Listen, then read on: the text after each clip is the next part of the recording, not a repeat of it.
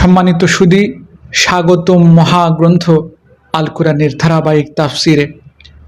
আজ থেকে ইনশাল্লাহ আমরা পবিত্র কোরআনের সূরা আল আনফালের ধারাবাহিক তাফসির আপনাদের সামনে উপস্থাপন করার চেষ্টা করব।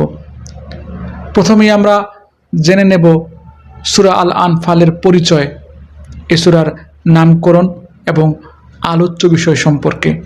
সূরা আল আনফাল এটি পবিত্র কোরআনের ৮ম সূরা। এই সূরার আয়াতগুলো রাসূল সাল্লাল্লাহু আলাইহি সাল্লামের প্রথম যুদ্ধ বদর যুদ্ধকে কেন্দ্র করে এবং বদর যুদ্ধের প্রেক্ষাপটকে সামনে নিয়ে এই সূরা এগিয়ে গেছে। এই সূরার নামকরণ সূরা আল আনফাল রাখা হয়েছে।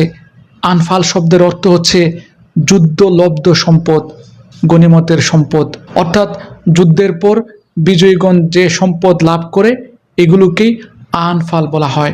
প্রিয় বন্ধুগণ, এই সূরা আনফালের প্রধান আলোচ্য বিষয়গুলোর মধ্যে উল্লেখযোগ্য আলোচ্য বিষয় হলো জিহাদ কি, জিহাদ কাকে বলে, জিহাদ কখন করতে হয়, জিহাদের কৌশল কি, জিহাদ বা যুদ্ধের শর্ত কি, জিহাদ বা যুদ্ধ সম্পর্কে রণ কৌশল সম্পর্কে, জিহাদের পরবর্তী যুদ্ধলব্ধ সম্পদ সম্পর্কে, এই সম্পদ বন্টন নীতি সম্পর্কে গুরুত্বপূর্ণ বার্তা উপস্থাপন করা হয়েছে।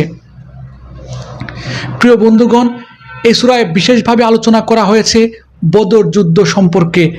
বদর যুদ্ধের প্রেক্ষাপট, এই যুদ্ধের পরবর্তী ঘটনা সম্পর্কে নানা ইঙ্গিত এই সূরার মধ্যে রয়েছে। পাশাপাশি রণকৌশল, ধৈর্য, ইসলামের মূল ভিত্তি সম্পর্কে নানাবিধ গুরুত্বপূর্ণ বিষয় সম্পর্কে এই সূরায় আলোকপাত করা হয়েছে। সাথে থাকুন, আমরা ইনশাল্লাহ পর্যায়ক্রমে এই সূরার সকল আয়াত আপনাদের সামনে বিস্তারিতভাবে উপস্থাপন করব। আজ এখানেই শেষ করছি। ধন্যবাদ।